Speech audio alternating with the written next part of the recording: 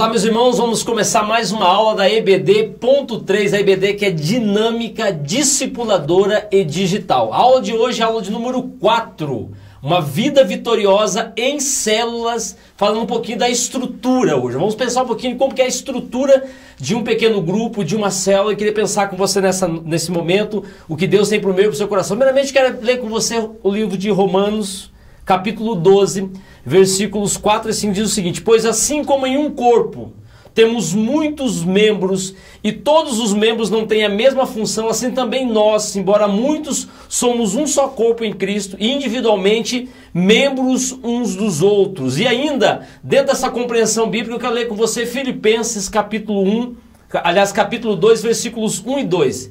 Se por estarmos em Cristo nós temos alguma motivação, alguma exortação de amor, alguma comunhão no Espírito, alguma profunda afeição e compaixão, completem a minha alegria, tendo o mesmo modo de pensar, o mesmo amor, um só Espírito e uma só atitude. Nos dá uma ideia de algo completo, algo que é estruturado. E os pequenos grupos e células têm essa visão de ter algo estruturado, organizado.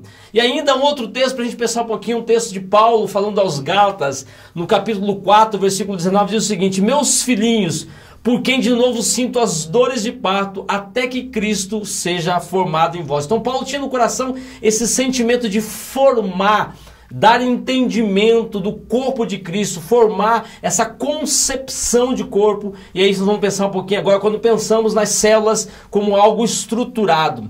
A definição de células que nós já vimos na primeira aula com o pastor Antônio, eu quero repetir para vocês o seguinte: uma igreja em células é uma igreja que se move via pequenos grupos de pessoas para gerar comunhão, cuidado mútuo e novos discípulos de Jesus Cristo. Então, as células têm esse propósito, a ideia da comunhão, a ideia do cuidado mútuo, do pastoreio. A gente vai ver isso aqui um pouquinho mais pra frente. E eu queria que você, nesse momento, pensasse, deixasse Deus trabalhar com você. Lembrando que nós estamos agora, a partir de semana passada, apresentando as aulas em 5 partes. Então, na segunda-feira é postada a parte 1 daquela aula respectiva. Na terça-feira, a parte 2 e assim até na sexta-feira, a quinta parte. Estamos hoje, nesse momento, na primeira parte, para você entender um pouquinho essa realidade dos pequenos grupos e das células, como aqui assim vive, quem experimenta, vive uma vida totalmente vitoriosa. Eu queria propor para você 4 olhares para a gente entender esse movimento celular, essa ideia do que são as células. O primeiro olhar é o olhar para cima. Eu preciso olhar para Deus, eu preciso olhar para o Senhor. A direção dos pequenos grupos, a direção das células é a direção de Deus. Precisamos direcionar para o Senhor.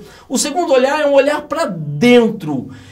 Quando estamos em células, quando vivemos esse relacionamento discipulador, quando vivemos nesse movimento celular de cuidado mútuo, há a direção para dentro do meu coração. Eu começo a olhar para as pessoas, eu começo a entender a questão da edificação. Eu quero viver no corpo de Cristo, junto com o corpo de Cristo. O terceiro olhar é o olhar para fora. É o olhar para alcançar os incrédulos. Nós não podemos nos reduzir a nós mesmos, não podemos nos fechar a nós mesmos. Nós precisamos olhar para os outros. Não existe um movimento celular sadio, saudável, que não olha para o incrédulo, que se fecha num pequeno grupo em si mesmado. Não, eu preciso olhar para Deus, eu preciso olhar para o meu coração, eu preciso olhar para o ambiente interno da igreja, mas eu preciso olhar para fora, para os incrédulos, mas também eu preciso olhar para frente. E olhar para frente nos dá a ideia de multiplicação.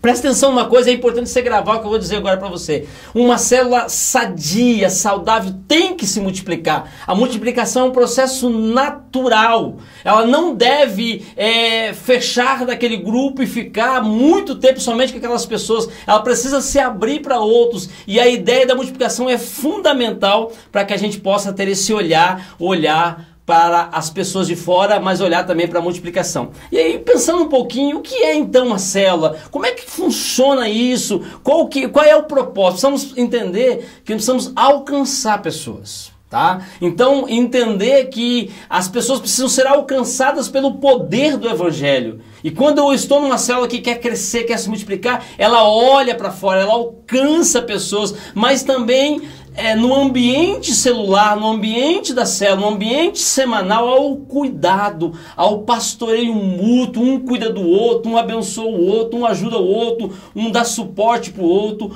um orienta o outro. Mas também a ideia da glorificação.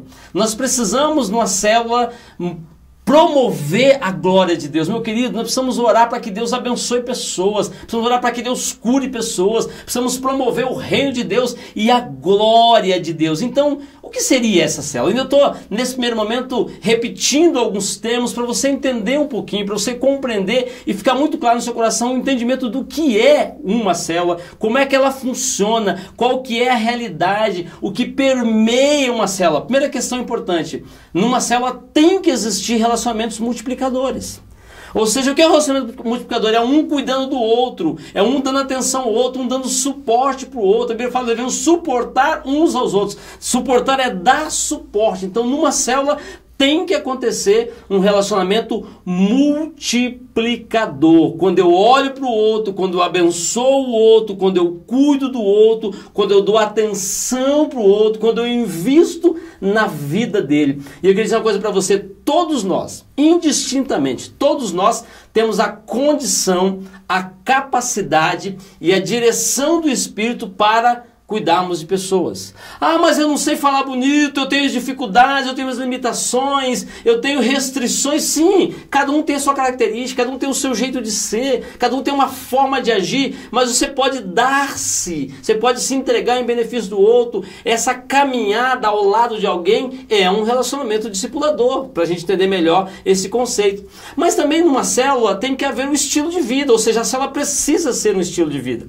Se você entender uma célula simplesmente como um programa, como um ajuntamento num dia da semana, se você entender que a célula é simplesmente você se deslocar da sua casa e agora nesse período de pandemia é você abrir o seu computador para estar junto com um grupo de 8, 10, 12 pessoas, se entender que é só isso, não vai funcionar. A célula precisa ser seu estilo de vida, ou seja, aquilo precisa estar entronizado no seu coração, introjetado na sua mente para que você possa fazer diferença e abençoar pessoas. Mas também numa célula acontece a evangelização, o discipulado e o pastoreio. Eu disse no início que repetiria esse termo aqui. É importante de compreender isso. Evangelizar, como eu disse, como dissemos, é olhar para fora, é alcançar pessoas. Se você, pastor, mas eu tenho dificuldade, eu não consigo convidar ninguém, eu sou muito limitado, eu sou muito introvertido. Não, ore para que Deus abençoe a sua vida. Invista na vida de alguém, invista aí uma hora da sua semana na vida de alguém, discipule uma pessoa. Adolescente pode discipular adolescente, adulto pode discipular adulto, homem pode discipular homem, mulher pode discipular mulher. Isso é uma caminhada celular, um relacionamento para abençoar pessoas, mas tem que saber o pastoreio.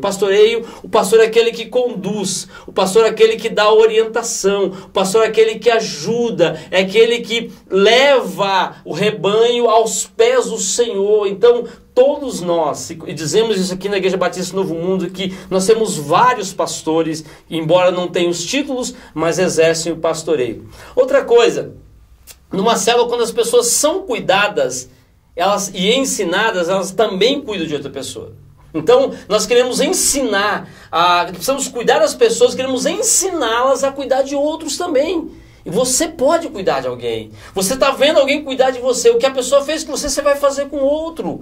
Cuide das pessoas, você está sendo ensinado, você tem um ambiente onde você pode compartilhar, onde você pode abrir o seu coração, onde você pode falar do amor de Deus, onde você pode abrir o seu coração para expor todas as suas lutas, as suas dificuldades. Então faça isso também com outras pessoas. Você pode fazer, eu creio que você tem condição, porque você é alguém que é capacitado pelo Espírito Santo de Deus. E ainda mais, uma célula é um ambiente onde há o senso de comunidade. Comunidade é a unidade em comum. Comunidade é estar junto.